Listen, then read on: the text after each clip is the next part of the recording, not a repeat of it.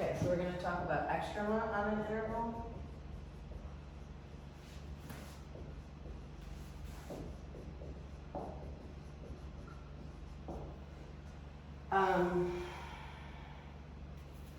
Extrema are the extreme values. It's a fancy way of talking about the maximum and minimum values. Those are the high and low points on your graphs. You have two different types of extrema.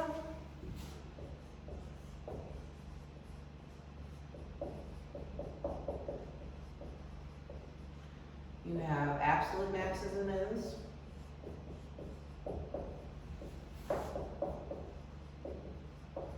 These can only occur on a closed interval.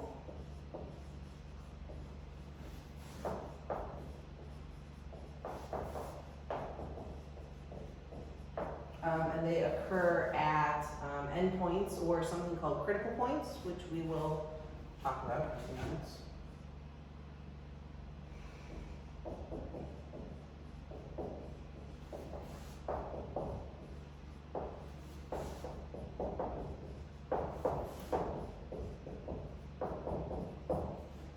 And you have relative maxes and mins.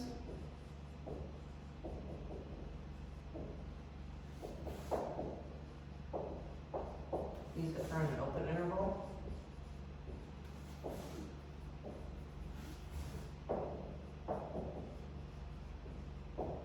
And they occur at critical points, and we'll talk about what those are.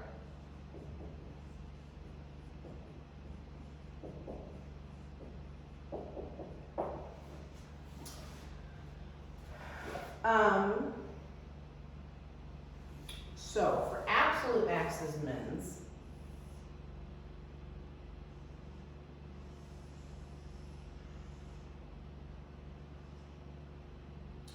short of 2 points sharing the highest or sharing the lowest y value, you can only have one of each. So like for this graph, this would be your absolute max, because it's the highest point, and then here would be your absolute min, because it's the lowest point. For relative maxes and mins, you can have lots of them, because it's all based off of what the shape of the graph is doing. So say we had something similar, that's not great, but it was an open interval.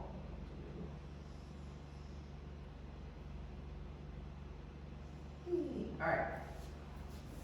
So this is all based off of the shape of the graph. So here, here, and here, those are all high points on the graph. So they can all be relative maxes. And usually, when you talk about relative maxes, you don't include the word relative. For the absolute ones, I would specify. For the relative ones, they're just maxes and mins. And then these are the low points. Even though this one is lower than this one, it doesn't matter. That's how it works with the relative ones. Today, we're going to focus on finding the absolute ones, and then we'll focus on the relative ones later, because they're a little bit more complicated. So there is something called the extreme value theorem that is worth writing down, that talks about this as well.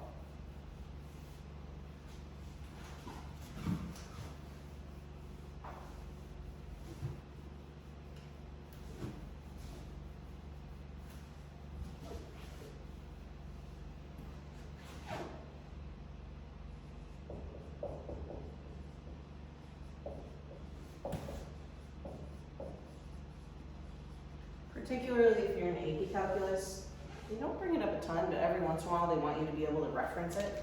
So you should have it written down somewhere.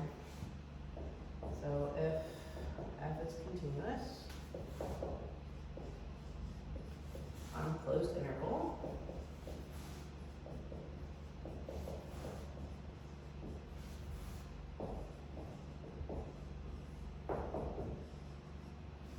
then f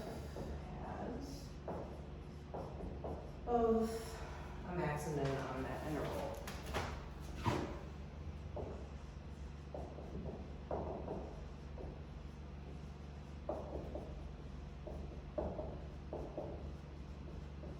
same thing, because it's the closed interval, this is dealing with the absolute ones, and you're guaranteed at least one of each, because you can include the endpoint. So even if it was just a line that does nothing interesting, you still have a specified high and low point, okay? So, like I said, the absolute ones, they occur at endpoints or critical points, and the relative ones will only occur at critical points. So now we're going to talk about what critical points are. They're not always called critical points. Sometimes you hear them called critical numbers or critical values. I usually just call them critical points. So, definition of critical points.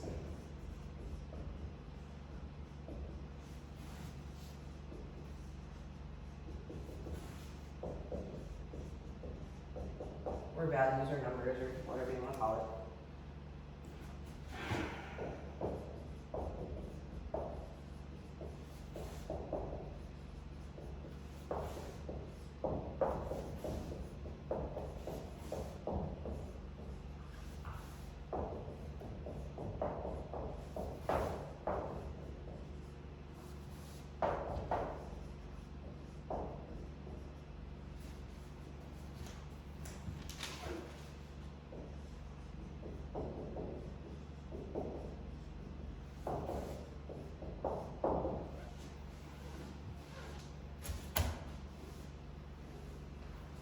So, you have a function that exists at C. It says if the derivative is either 0 or doesn't exist, then C is considered a critical point. There are reasons that these are the spots that you check.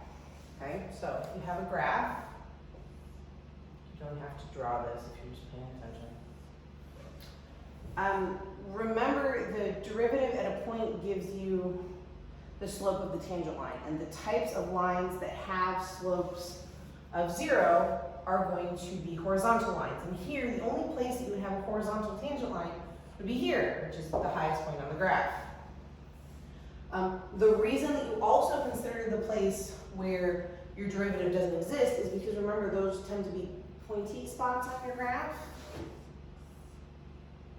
That would be a low point on the graph. That's why those are the two places that you check. Okay?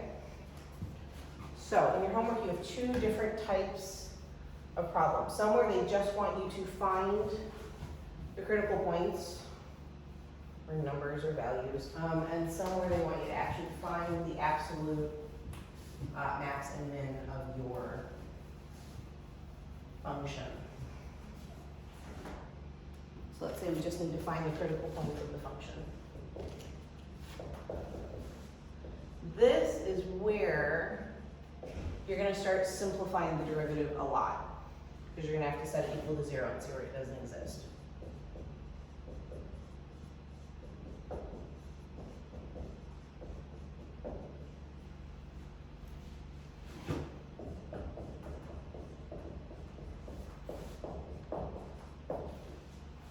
Okay, so if you're looking for the critical points, the first thing you have to do is you have to take the derivative.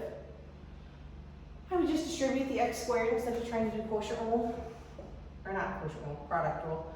Not that you can't do product rule, but I probably won't bother. So first derivative.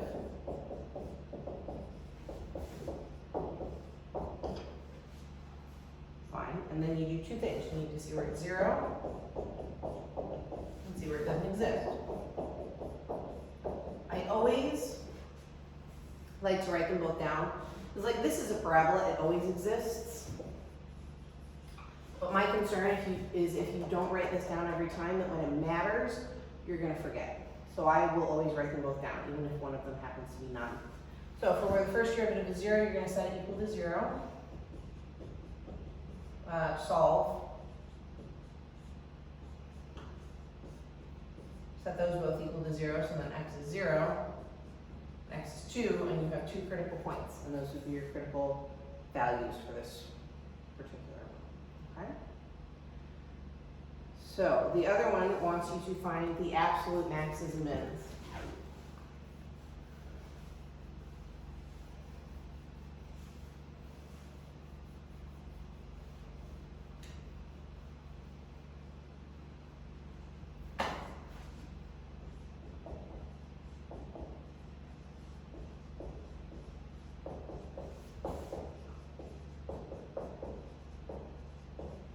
So in terms of what you do, first thing you do is you have to find the critical points.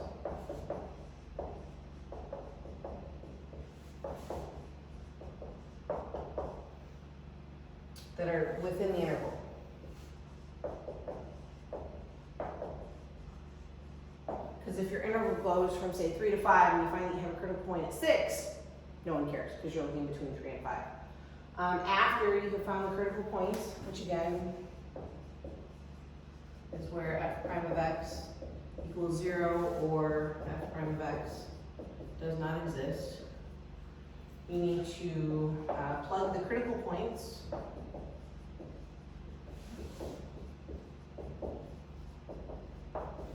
and the endpoints into the original function. Okay, at that point, your highest y value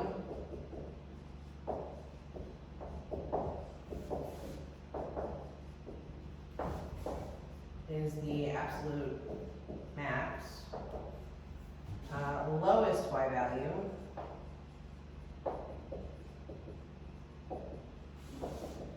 is the absolute min.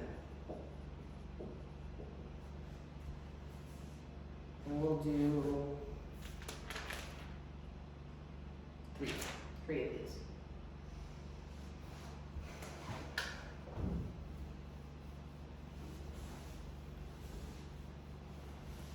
Learn to like finding critical points. You're going to have to do it a lot.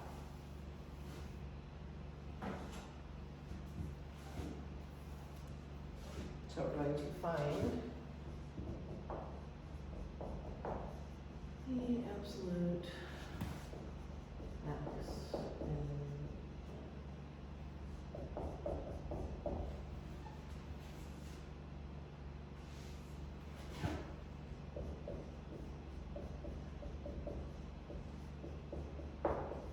All right, so we're looking at x squared over x squared plus 3 from -1 to 1. Fine. So first thing you need to do is you need to find the critical points, which means you have to take your first derivative at bottom top minus top over bottom squared. So then up here you're looking at 2x cubed plus 6x minus 2x cubed, which really is going to then be 6x over x squared plus 3 squared. All right, so once you find the derivative, you have to do two things with it. You have to see where it's 0, see where it doesn't exist.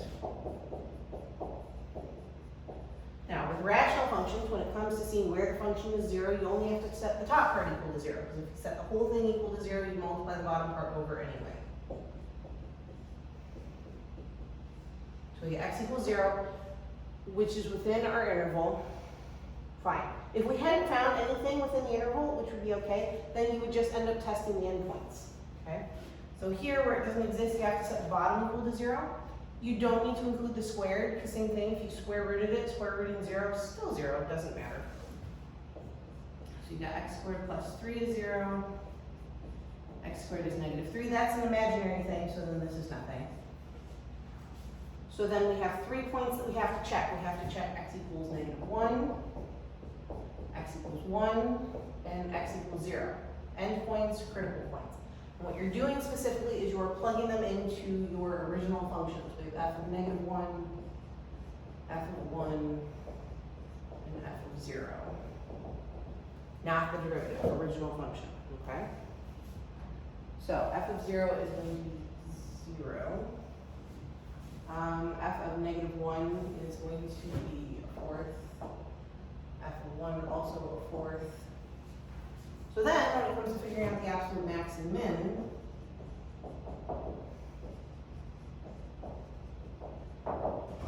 you look at your points and you say, okay, which one is the highest?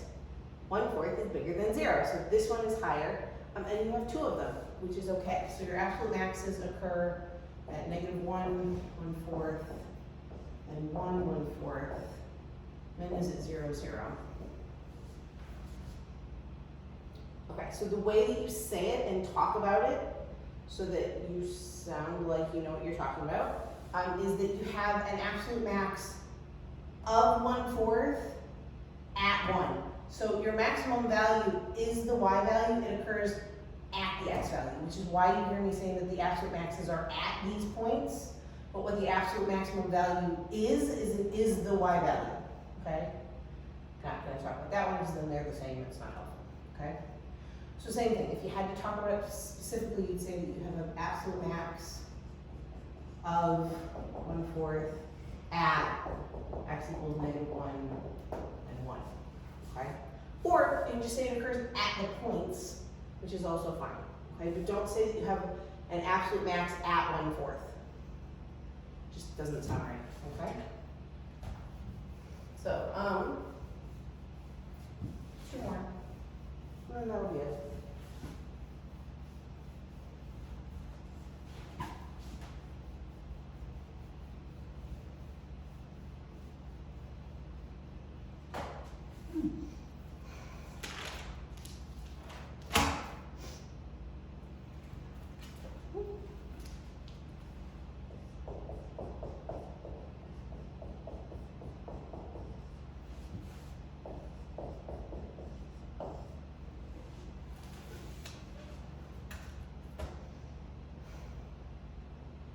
Okay, so same thing. Take the derivative because we're after the critical points. So we got bottom, derivative of top minus top, derivative of bottom over bottom squared. So then here you're looking at 4x minus 12 minus 4x, which is going to be -12 over minus 3 squared.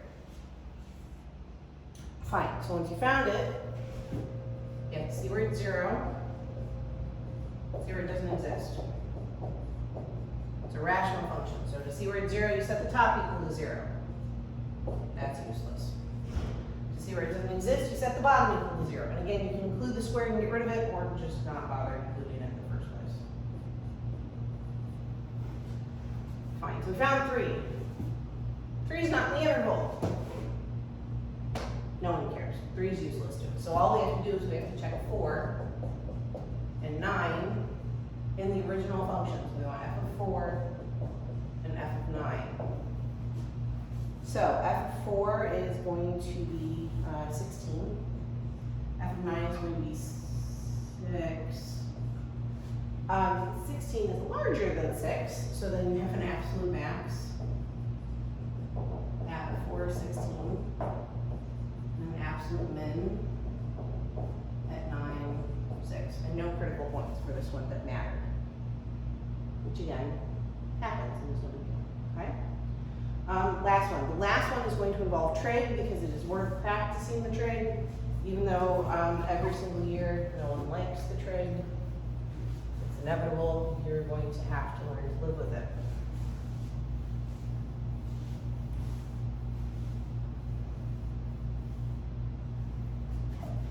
If you do like the trade, then that's super.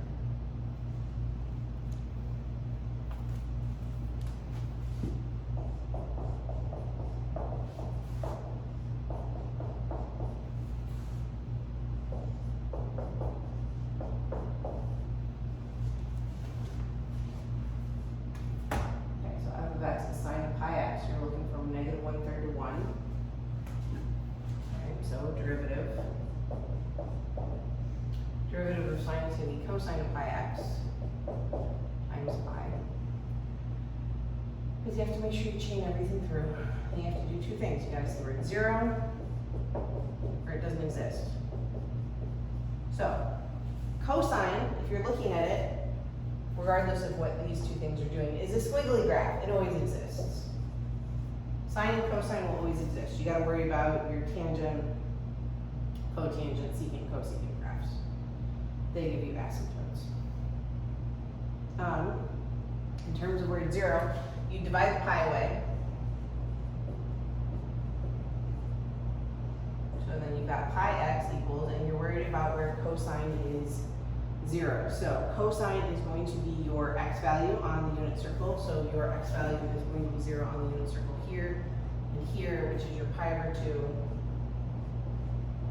3 pi over 2, negative pi over 2, just because this is negative and I want to make sure that I hit all my bounds. Negative 3 pi over 2. And you can keep extending it. I sometimes will extend it if this is something other than just x. Or not sometimes, I always think it out if it's anything other than just x. So then if you divide it by pi, then you're looking at 1/2, which is in the interval. And then this is 3/2. So that's outside, so no one cares. Negative pi over 2 would be negative 1/2, which same thing is out that way, so no one cares. So even though I extended it a little, I don't need to do that for this particular one. So I've got 3 spots to worry about. I've got x equals 1, or I can do it in order, it doesn't matter, negative 1/3, 1, and 1/2. And again, remember you need to plug them into the original function, not the derivative.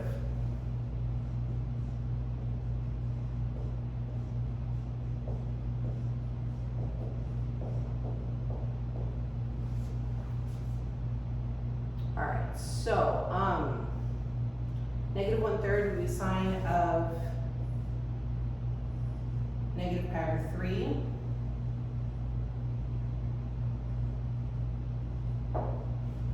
Alright, so sine of negative pi over 3 is going to be negative pi over 2.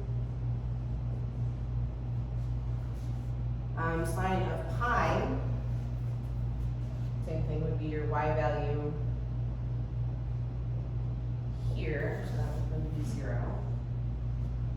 Sine of pi times 1/2 would be sine of pi over 2, which would be your y value here, which is going to be 1. Fine, so then you have an absolute max at 1, or of 1, I guess, at 1/2. An absolute min